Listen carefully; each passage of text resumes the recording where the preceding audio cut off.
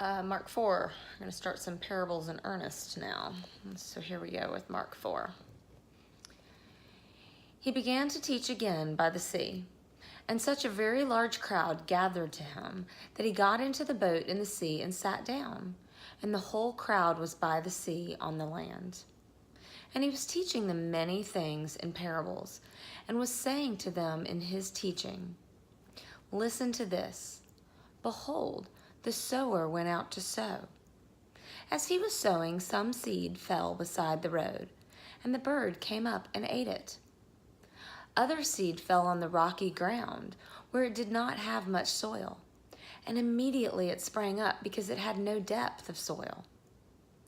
And after the sun had risen, it was scorched, and because it had no root, it withered away. Other seed fell among the thorns, and the thorns came up and choked it, and it yielded no crop. Other seeds fell into good soil, and as they grew up and increased, they yielded a crop and produced 30, 60, and 100-fold. And he was saying, he who has ears to hear, let him hear. As soon as he was alone, his followers, along with the 12, began asking him about the parables. And he was saying to them, to you has been given the mystery of the kingdom of God, but to those who are outside, get everything in parables, so that while seeing, they may see and not perceive, and while hearing, they may hear and not understand. Otherwise, they might return and be forgiven. And he said to them, do you not understand this parable? How will you understand all the parables? The sower sows the word.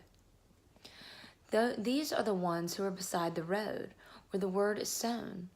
And when they hear, immediately Satan comes and takes away the word which has been sown in them. In a similar way, these are the ones on whom seed was sown on the rocky places, whom when they hear the word, immediately receive it with joy. And they have no firm root in themselves, but are only temporary. Then, when affliction or persecution arises because of the word, immediately they fall away. And others are the ones on whom the seed was sown among the thorns. They are the ones who have heard the word, but the worries of the world and the deceitfulness of riches and the desires of other things enter in and choke the word, and it becomes unfruitful. And those are the ones on whom the seed was sown on the good soil. And they hear the word and accept it and bear fruit, 30, 60, and 100-fold. And he was saying to them, a lamp is not brought to be put under a basket, is it? Or under a bed? It is not brought to be put under the lampstand. For nothing is hidden except to be revealed, nor has anything been secret, but that it would come to light. If anyone has ears to hear, let him hear.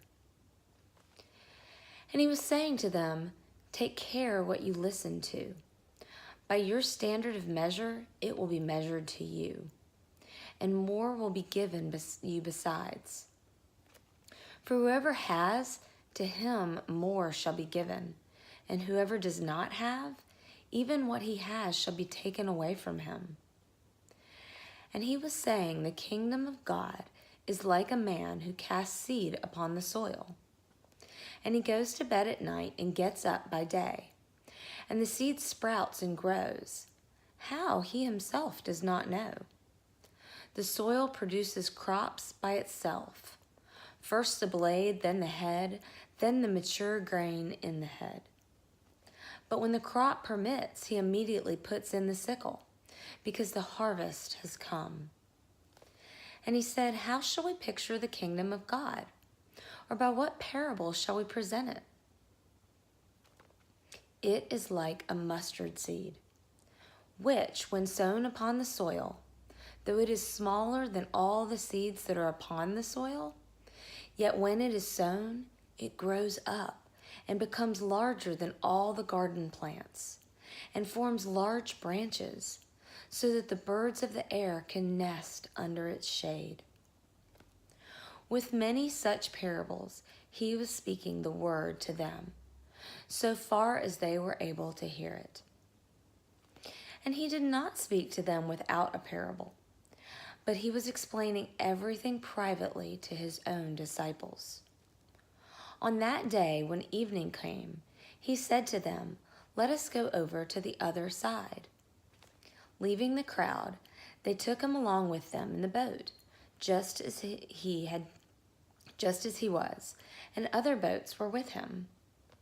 And there arose a fierce gale of wind, and the waves were breaking over the boat so much that the boat was already filling up. Jesus himself was in the stern, asleep on the cushion, and they woke him and said to him, "Teacher, do you not care that we are perishing?" And he got up and rebuked the wind and said to the sea, "Hush, be still." And the wind died down and became perfectly calm. And he said to them, "Why are you afraid? Do you still have no faith?" They became very much afraid and said to one another, "Who is this, that even the wind and sea obey him?" God bless the reading and hearing of his words.